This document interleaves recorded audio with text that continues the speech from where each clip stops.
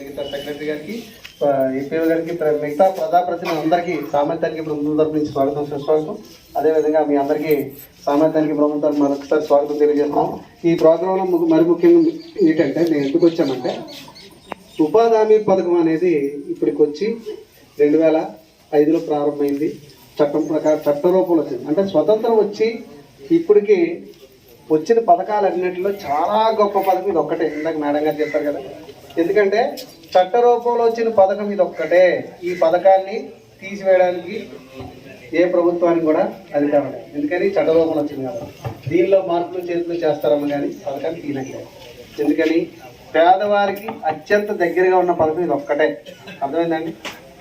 ఎందుకంటే ఆర్థిక భద్రత కల్పించే పథకం. ఒకటి ఆలోచించండి, పేదరికాన్ని పారద్రోలడానికి గ్రామీణ ప్రాంతాల్లోని వారికి ఆర్థిక భద్రత ఏదో రూపంలో నీకు డబ్బులు ఇవ్వాలి ప్రభుత్వ ఉద్దేశం. అర్థమైందా? 1928లో ఆర్థిక మాన్యం వచ్చింది ప్రపంచంలో. ఏం చేయాలంటే కార్ల్ మార్క్స్ గారు ఏమన్నారంటే, గోతులు తవ్వించండి, కప్పెట్టించండి, డబ్బులు ఇవ్వండి. కాబట్టి మీ పనులు మీరు చేసుకోవడానికి ప్రభుత్వం డబ్బులు ఇచ్చింది. అది గమనించండి. ఏంటండి, ప్రభుత్వం పనులు ఏం చేయట్లేదు. మీరు అనుకుంటున్నారా ప్రభుత్వం పనికి వెళ్తున్నామని? మీ ఊర్లో కాలువ పని చేస్తే మీదే, చెరువు పని చేసినా మీ గ్రామందే. మీ పనులు మీరు చేసుకోవడానికి ప్రభుత్వం డబ్బులు ఇస్తుంది. కాబట్టి మీ పనులు మీరు దొంగిలించుకోరు. అర్థమైంది? ఇందాక ఏపీ గారు చెప్పారు కదా, మన పనులు మనం చేసుకోవడానికి ప్రభుత్వం డబ్బులు ఇస్తుంది. అంటే నీకు ఏదో విధంగా ఆర్థిక భద్రత కల్పించే గొప్ప పథకం ఇది. ఈ పథకాన్ని అంతా మనం అందరూ ఉపయోగించుకున్నాం అనుకోండి, మనం అభివృద్ధి చెందడంతో పాటు మన గ్రామాభివృద్ధిలో కూడా మన భాగస్వామ్యం. గ్రామాభివృద్ధి అంటే ఇందాక ఏపీ గారు చెప్పారు, స్కూల్ మనకి సచివాలయం కట్టుకోవచ్చు, వెల్నెస్ సెంటర్ కట్టుకోవచ్చు, రైతు భరోసా కేంద్రం కట్టవచ్చు, సిమెంట్ రోడ్లు వేసుకోవచ్చు, డ్రైన్స్ వేసుకోవచ్చు.